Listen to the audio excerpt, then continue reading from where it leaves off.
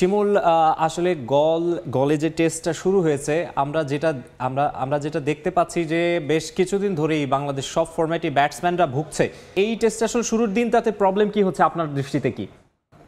হাতে যে খুব বেশি আসলে বিকল্প নেই, সেটার আসলে একটা প্রমাণ হচ্ছে এই বিজয়কে ঘুরিয়ে ফিরিয়ে বারবার দলে নিয়ে আসা। কিন্তু বারবার দলে আনা হয়েছে, কিন্তু তার কোনো যোগ্য প্রমাণ দিতে পারেননি। তিনি এতদিন ক্রিকেট খেলছেন, ঘরোয়া লেভেলে রান করে যাচ্ছেন, কিন্তু ইন্টারন্যাশনাল সার্কিটে এসে যে তিনি আসলে চলে না, সেটা আসলে টিম ম্যানেজমেন্ট আসলে বুঝতে পারছেন কি পারছেন না সেটা জানি না। তবে বুঝতে পারলেও হয়তো বা তাদের কাছে ওই বিকল্প নেই, যে কারণে আসলে বারবার তাকে ঘুরিয়ে ফিরিয়ে আনতে হচ্ছে এবং কি বারবার ব্যর্থ হচ্ছে। পাশাপাশি যদি বলি যে সাদমান এবং কি মমিনুলের কথা, নতুন একটা সাইকেল শুরু হয়েছে, নতুন একটা ভেন্যু, যেখানে আসলে চাইলে ব্যাটসম্যানরা যদি একটু ধীরস্থিরভাবে খেলতে পারে, সেক্ষেত্রে কিন্তু রান পাওয়ার সুযোগ রয়েছে। মমিনুল হক তিনি একটা নির্দিষ্ট ফরম্যাটে খেলেন, কিন্তু এই ফরম্যাটে যখন তার ডেলিভারি দেওয়ার সময়টা এসেছে, তখন কিন্তু তিনি ব্যর্থ হয়েছেন, একটা জীবন পেয়েছেন। এবং এই উইকেটে তিনি জানেন যে স্পিন একটু ধরবে, স্বাভাবিকভাবেই সেটাকে আসলে সামাল দিতে হবে সাবধানতার সাথে, কিন্তু সেখানেও ব্যর্থ হয়েছে। সাদমানেরও একই অবস্থা, মানে শুরুটা যেভাবে করছিলেন দারুণ ছন্দে মনে হচ্ছিল খেলবেন, তিনি একটা লম্বা ইনিংস করবেন, কিন্তু টপ অর্ডারের কাছ থেকে কোনো ব্যাটসম্যানের কাছ থেকে আসলে সেরকম কোনো ইনিংস পাওয়া যায়নি। শান্ত এবং কি মুশফিকুর রহিম দুজন মিলে আত্মবিশ্বাসের সঙ্গে ব্যাটিং দেখছিলাম। এই সেশনটা যখন শেষ করলেন তারা 90 রানে 3 উইকেট নিয়ে যখন বাংলাদেশ শেষ করলো এই সেশন, সেই ক্ষেত্রে কিন্তু বলা যায় যে এই দুই ব্যাটসম্যান যদি তাদের ব্যাটিংটা ন্যাচারাল ব্যাটিংটা কন্টিনিউ করতে পারে, একটা পজিটিভ জায়গায় বাংলাদেশ যাবে। আরেকটা বিষয় যদি বলি যে গলের যে উইকেটটা, সেক্ষেত্রে কিন্তু কিছু সময় পরেই কিন্তু স্পিনারদেরকে নিয়ে আসা হয়েছে, যে টিপিক্যাল গল উইকেট যেমনটা হয়, এবং কি স্পিনাররাও এখানে সফল হয়েছেন।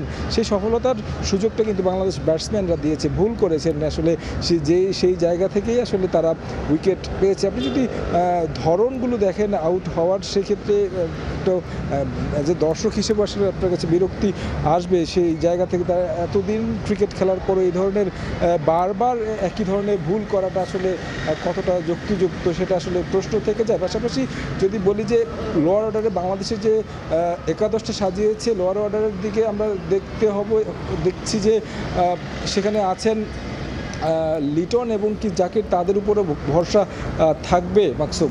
শিমুল, আমার যে কোশ্চেনটি সেটি হচ্ছে যে এই যে টপ অর্ডারের যে প্রবলেমটা, বা আপনি এই যে এই কয়েকদিন যে দলের প্র্যাকটিসটা কভার করেছেন, কিংবা ক্রিকেটারদের সঙ্গে কথা বলা বা টিম ম্যানেজমেন্ট কোচিং স্টাফের সঙ্গে কথা বলার যে সুযোগ হয়েছে, টপ অর্ডার কলাপসটা তো বাংলাদেশের আসলে এই ম্যাচেই প্রথম না, বেশ কয়েক বছর বা অনেক দিন ধরে সব ফরম্যাটেই টপ অর্ডার কলাপসটা খুব রেগুলার একটা চিত্র।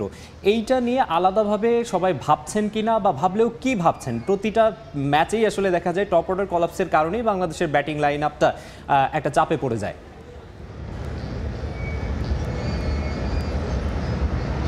মাকসুম, মানে এই উত্তরটা কিন্তু উত্তরটাও আবার একটা পুরনো উত্তরই দিচ্ছেন তারা। আসলে এই সমস্যা থেকে আমরা একটা ট্রানজিশন পিরিয়ডের মধ্যে আছি, নতুন ক্রিকেটার কিছু ঢুকেছে, অনেক তরুণ ক্রিকেটার আছেন, তারা আসলে এখানে খাপ খাইয়ে নিতে একটা সময় লাগছে। এই বিষয়গুলো অজুহাত হিসেবে সামনে আসে। আসলে ইন্টারন্যাশনাল সার্কিট যে আসলে পারফর্ম করার জায়গা, সে যেই আসুক, ইয়াং ক্রিকেটার আসুক অথবা সিনিয়র কেউ জাতীয় দল থেকে বাইরে হয়েছে আবার পারফর্ম করে এসে যখন টপ অর্ডারে খেলবেন, তাকে আসলে পারফর্ম করতে হবে। এই জায়গাটা পারফর্ম করার জায়গা, কিন্তু আমরা আসলে কালচারটা এমন তৈরি করে দিয়েছি, ক্রিকেটাররা একজনকে সুযোগ দেওয়া হবে, টপ অর্ডার বলি, মিডল অর্ডার বলি কিংবা লোয়ার অর্ডার বলি, সে এসে আসলে অন্তত 1-1.5 বছর ক্রিকেট খেলবে, তারপরে তিনি এখানে পারফর্ম করবে। কিন্তু অন্য যে দেশের ক্রিকেটারদেরকে দেখি, তারা কিন্তু এসেই পারফর্ম করেন। আপনি যদি ভাইবাবের কথা বলেন কিংবা ইয়াশাসবি জয়সওয়ালের কথা বলেন, তারাও কিন্তু আমাদের এই আন্ডার-19 ব্যাচের ক্রিকেটার, তারা এসে কিন্তু ইন্টারন্যাশনাল সার্কিটে প্রথম দিন থেকে মানে পারফর্ম করতে পারে, প্রথম বল থেকে 6 হাঁকাতে পারে। এই বিষয়গুলো কিন্তু আমাদের ক্রিকেটারদের মাঝে নেই। এবং কোচিং স্টাফরা যেটা করছেন, আসলে বারবার চেষ্টার কথা বলছেন। নাজমুল হোসেন শান্ত ম্যাচের আগের দিন প্রেস কনফারেন্স তিনিও বলছিলেন যে হার্ড ওয়ার্ক করছে ক্রিকেটাররা, আসলে কখনো কখনো হয়, কখনো কখনো হয় না। সেই বিষয়গুলো হয় যে এই বিষয়গুলো আসলে কঠিন পরিশ্রমটা আসলে ফলাফলটা আসলে আমরা দেখি না আর কি, যেটা আসলে টিম ম্যানেজমেন্ট কিংবা ক্রিকেটাররা বলেন। এখান থেকে নিশ্চয়ই কাটিয়ে উঠবে সেই প্রত্যাশা করা ছাড়া আসলে উপায় নেই।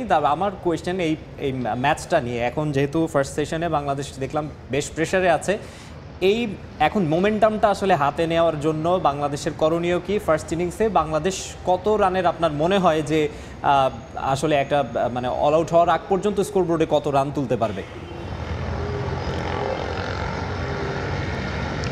এটা বলা ডিফিকাল্ট, কারণ বাংলাদেশ দলের যেভাবে ব্যাটিং হয় যে আসলে উইকেট পড়া শুরু হলে মানে একসাথে 3-4টা উইকেটও পড়ে যায়, আবার কখনো কখনো দেখা গেছে একটা পার্টনারশিপ যদি হয়ে যায় সেক্ষেত্রে কিন্তু অনেক বড় একটা স্কোরের সম্ভাবনা রয়েছে। বড় সম্ভাবনার স্বপ্ন দেখি আমরা, কারণ হচ্ছে মুশফিকুর রহিম রয়েছেন উইকেটে এবং নাজমুল হোসেন শান্ত, যিনি কিনা এই সংস্করণে ভালো একটা টাচে আছেন। মুশফিকের কথা এই কারণে বলি কারণ তিনি এই উইকেটে কিন্তু 200 রানের একটি ইনিংস খেলেছেন, প্রথম বাংলাদেশ হিসেবে ডাবল সেঞ্চুরি করেছেন। এই অভিজ্ঞতাগুলোকে যদি তিনি কাজে লাগাতে পারেন, বর্তমান ছন্দটা যেমন রয়েছে তারা যদি একটা ভালো পার্টনারশিপ করতে পারেন, সেই জায়গা থেকে লিটন এবং কি যাকে নিয়ে যেতে পারেন একটা, যদি আজকের দিনটা পর্যন্ত খেলতে পারে প্রায় 250-300-র কাছাকাছি একটা স্কোর হওয়া সম্ভব আজকের দিনে, যেভাবে আসলে উইকেট চরিত্র বলছে। তো এই ছিল আমার কাছে সবশেষ। ধন্যবাদ শিমুল। গল ইন্টারন্যাশনাল স্টেডিয়াম থেকে বাংলাদেশ শ্রীলঙ্কা প্রথম টেস্টের সবশেষ খবর জানাতে যুক্ত হয়েছিলেন রিপোর্টার তারেক হাসান শিমুল।